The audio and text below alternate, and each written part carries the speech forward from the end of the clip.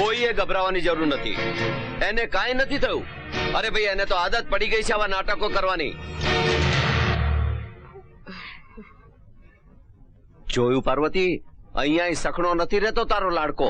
અરે એને સમજાવો કે આવા ફજેતા બંધ કરે. જા. રામ રામ, આ શું ગાંડા વેડા આદર્યા છે? રામ આપણું ઘર નથી, માંડવો છે. રામ રામ, તારી છોકરમાં અત્યાર સુધી ચલાવી લીધી છે. હા, હવે તો હદ થાય છે. રામ ઉઠ, નહીતર હું તારી સાથે નહીં બોલું. હા રામ રામ.